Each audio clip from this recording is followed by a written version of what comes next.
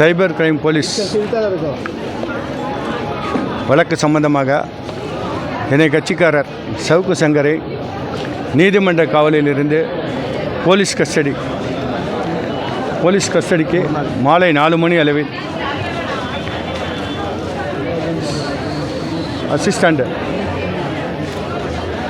SP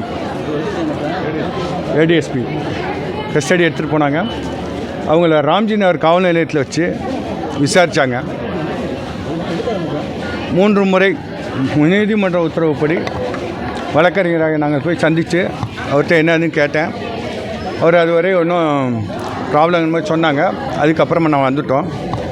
இன்று 4 மணிக்கு மீண்டும் அவரை மருத்துவ பரிசோதனை செய்து நீதிமன்ற காவலுக்கு உட்படுத்தினாங்க. நீதிமன்ற காவலுக்கு வரும்போது அவருக்கு எதுவும் உடல் ரீதியாகவோ மனல் ரீதியாகவோ எதுவும் போலீஸாரால் துன்புறுத்தப்பட்டதா என கேட்டாங்க. ஜட்ஜி கேட்டதுக்கு அவர் அந்த மாதிரி எதுவும் இல்லைன்னு பதில் சொல்லிட்டாங்க.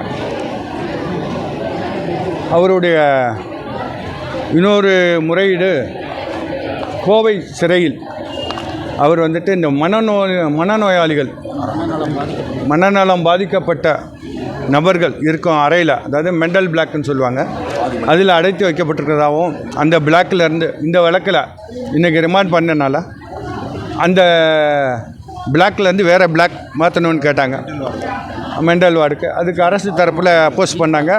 இறுதியாக அவங்க கன்சிடர் பண்ணி இவரோட கோரிக்கையை ஏற்று கோவை சிறை கண்காணிப்பாளருக்கு வந்துட்டு பரிந்துரை பண்ணியிருக்காங்க. இந்த மாதிரி ஒரு கம்ப்ளைண்ட் இருக்குது, அவரை நார்மல் வார்டுக்கு மாற்றணும் அப்படிங்கிற மாதிரி பண்ணுறதா சொல்லியிருந்தாங்க. அதை ரிட்டர்னில் கொடுத்துருக்குறாங்க.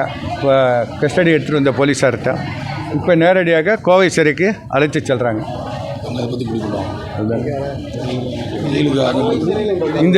இன்றைய தினம் கஸ்டடி முடிஞ்சனால இந்த வழக்கு சம்மந்தமாக குற்ற எண் 21/2022 இன்றைக்கு அவருக்கு வந்துட்டு பிணை தாக்கல் பண்ணியிருக்கோம். பெயில் பெட்டிஷன் ஃபைல் பண்ணியிருக்கோம். அது இன்றைக்கி நாளைக்கு திங்கள் செவ்வாய் நம்பர் பண்ணுவாங்க. அது பிணை கிடைக்கிறதுக்கு உண்டான எல்லா ஏற்பாடும் பண்ணிக்கிட்டு இருக்கோம். அவருக்கு